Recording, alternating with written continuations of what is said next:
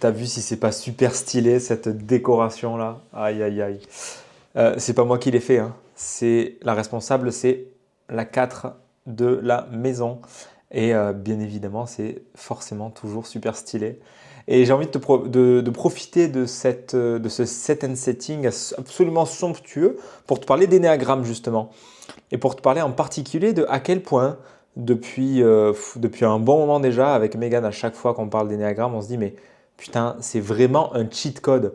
Quand on discute avec des gens qui connaissent pas leur type, qui connaissent pas le type de leur fils ou de leur fille ou de leur compagnon ou de leur compagne, mais on se dit mais putain, mais nous, ça nous aide à voir tellement clair dans le jeu des gens que parfois ça fait vraiment, ça surprend quoi, ça fait vraiment quelque chose de, ça fait un peu super pouvoir. Et comme le disait le fameux philosophe oncle de Peter Parker dans Spider-Man avec cette phrase ultra vue et revue, mais il n'empêche, un grand pouvoir implique de grandes responsabilités.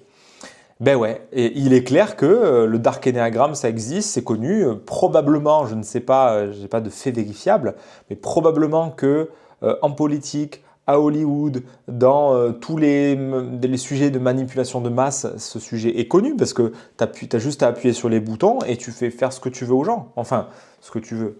Tu augmentes grandement la capacité à leur faire faire ce que tu veux, quoi. Et quand tu es dirigeant politique, c'est plutôt pratique. Mais bon, ce n'est pas le sujet du jour. C'est juste, nous, on a vraiment cette impression de dire, putain, mais c'est un cheat code. Parce que, je te donne un exemple.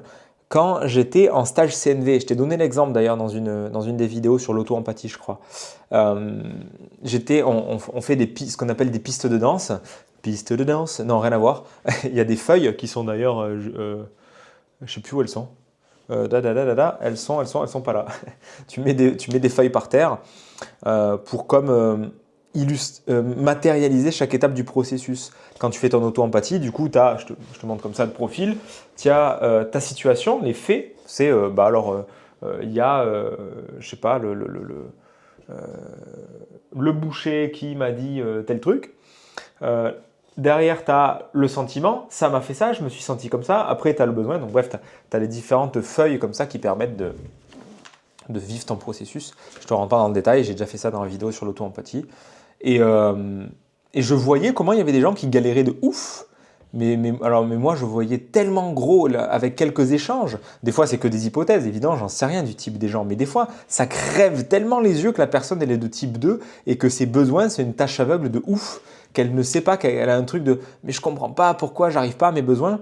Et moi, j'étais là en mode déculpabilisant, en disant « écoute, t'as des bonnes raisons en fait de ne pas y arriver ». Et plusieurs fois, cette personne, je l'ai eu au téléphone, à chaque fois en lui amenant de la déculpabilisation pour la détendre sur le fait que on n'est pas tous égaux face aux besoins, on n'est pas tous égaux face à le fait de savoir ce qui se joue en nous et qu'il n'y a pas à se fouetter de ça, quoi.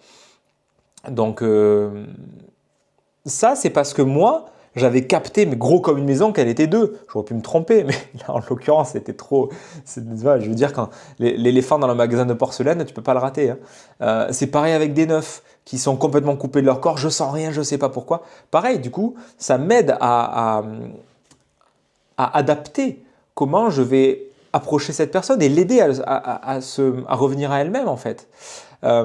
Donc ça c'est dans le cadre amical ou entre guillemets, quand il n'y a pas d'enjeu, c'est juste des gens que je rencontre dans ma vie, il n'y a pas d'enjeu, c'est juste voilà, comment je peux être un peu une force de soutien pour ces gens-là avec ma présence, au lieu de chercher à leur dire tu devrais faire ceci, tu devrais faire cela, mais c'est pas normal, moi je te conseille de faire ça. Non, non, juste d'amener comme un reflet à la personne et de la dire vas-y, détends-toi, ça va aller, c'est ok en fait. Et de la façon dont tu fonctionnes, il y a des bonnes raisons, il y a des motivations inconscientes. Si tu veux, on en discute, énéagramme, blablabla. Si les gens sont mûrs et enseignables, bah, ils iront creuser. Il y en a qui y vont sur ma chaîne quand je leur en parle en physique comme ça. Il y en a qui ne sont pas enseignables. C'est pas grave, il n'y a pas de problème, je ne force personne. Mais juste de dire, le point d'aujourd'hui, c'est que je réalise à chaque jour à quel point c'est un cheat code. Quand on mixe l'énéagramme, les fonctions cognitives des gens, mais putain, comment ça éclaire énormément. Alors c'est sûr, faut pas se prendre pour un super-héros et se dire « Ah ça y est, j'ai tout compris des humains et je vais anticiper et faire de la voyance et je vais ouvrir un stand Fabien, bonne aventure. Vas-y Fabien, dis-moi, c'est quoi l'avenir? C'est quoi? Alors vas-y, je frotte ma boule. Alors toi, cette année, tu vas vivre beaucoup de remises en question, hein. Beaucoup de hauts et de bas émotionnels aussi, hein. Bon, Fabien Olicard fait ça très bien et en même temps, ça serait super marrant de le faire avec juste avec ce que tu vois de la personne de l'extérieur et de comme imaginer les néatypes et du coup de faire une sorte on peut faire ça avec du cold reading, ce qu'on appelle de la lecture à froid, non verbal, tout ça. C'est pas mon métier, mais ça peut être marrant. Mais c'est pas l'idée. C'est vraiment pas l'idée, comme disait Johnny. L'idée, c'est juste de, de voir où je mets mon attention et il est où mon focus. Et du coup, quelle est mon intention avec ça? Est-ce que c'est de chercher à faire ce que je veux aux gens pour que ça m'arrange moi, pour en tirer profit?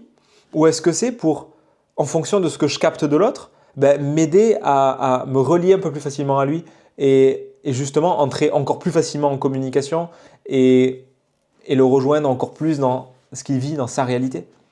Parce que c'est ça que permet l'énéagramme et je le répète souvent dans toutes les vidéos d'énéagramme, c'est si ça n'a pas pour but de remettre du vivant, de remettre de la connexion, de la fluidification, de la communication et tout ce qui est en sion, ça n'a aucun intérêt. Enfin, ça n'a aucun intérêt. Tu peux, si tu veux, manipuler, tu peux faire ce que tu veux avec. Il n'y a personne qui est là pour t'en empêcher. Mais franchement, c'est, pour moi, c'est un peu comme si tu as, j'en sais rien, c'est un peu comme si tu as, l'électricité, tu as un putain de bijou qui est l'électricité, quoi. Et puis tu l'utilises pour griller des gens. Enfin, je sais pas, c'est con, c'est dommage. Il y a quand même des usages vachement sympas comme la lumière, là. Putain, c'est un truc de ouf quand même. Bref, bah, l'énéagramme, c'est pareil. Pour moi, ça donne l'impression de vraiment un super pouvoir. Ça l'est à un endroit, parce que plus tu le processes, plus tu l'intègres en profondeur, plus tu vois clair dans les gens. Donc ça évite aussi ça aide à se faire moins entuber, ça aide à plein d'endroits, hein, je n'ai pas besoin de te détailler tout ça. Et juste, ça fait ce truc dans les couples, dans les familles, tous les clients qui me disent mais Fabien, mais avec Fabien c'est fou quoi. Avec mon fils, ça fait toute la différence. J'ai un Fabien justement que je salue, qui me dit ça souvent. Putain, mais Fabien, mais avec ma femme, avec mon fils, mais c'est une dinguerie, mais c'est un truc de fou. Et puis avec les clients, c'est pareil. Mais quand tu bosses avec des clients, mon pote Luc, qui a fait Nerti, il aime bien dire cette métaphore que quand tu fais de la thérapie de l'accompagnement et que tu n'utilises pas Nerti, que tu ne connais pas Nerti, c'est comme si tu avais une main dans le dos. Pour moi, si tu ne connais pas l'énéagramme, que tu ne connais pas ces modèles-là, surtout l'énéagramme, mais aussi les fonctions cognitives du MBTI, c'est très complémentaire. Ça parle de d'autres choses. Quand tu ne connais pas ça, c'est comme si tu avais l'autre main dans le dos, en fait. Et donc, pour moi, si tu es pharmacien, médecin, psychologue ou n'importe quel métier où tu travailles avec des humains, quand tu connais ton type et celui des autres, ou en tout cas que tu peux deviner, ou que tu peux sentir les centres et tout, mais c'est de la balle, c'est vraiment ultra précieux à mon sens. Ça facilite et ça fluidifie tout. Au lieu de chercher à faire venir l'autre dans mon monde, à rester coincé dans ma vision de la réalité, de mon centre préféré, ben je vais justement, c'est aussi un biais de 3 bien évidemment ce que je dis là, mais ça permet de s'adapter et de ne pas se perdre non plus. Le fait de connaître son type, ça permet de voir, ok, moi j'ai une facilité à me perdre et à avoir mon attention qui quitte moi, qui quitte mon corps, qui va sur l'interlocuteur. Ok, ben j'ai cette conscience-là, l'énéagramme est là pour me rappeler attends, je ne me perds pas, je reste avec moi et je vais dans l'interaction avec l'autre et on va chercher l'endroit où on peut se relier. Et là, l'énéagramme, ça devient vraiment de la balle, quoi. Donc voilà, c'était pour un petit, un petit pitch pour te donner envie de le creuser parce que vraiment, super pouvoir, quoi. Et donc, attention à ce que tu en fais aussi. Mais bon, c'est juste entre toi et toi, il n'y a personne qui va te juger, enfin, il n'y a pas de punition, de notation, de machin, c'est juste entre toi et toi, qu'est-ce que tu en fais? Si tu veux le creuser, bien évidemment, ensemble, il y a bas les masques pour démarrer ensemble pour trouver ton type. Si tu connais déjà ton type et que c'est pour creuser le modèle, tu peux aller voir du côté d'initiation énéagramme, entre autres. Je te laisse ça en description et on se retrouve bientôt pour la prochaine vidéo.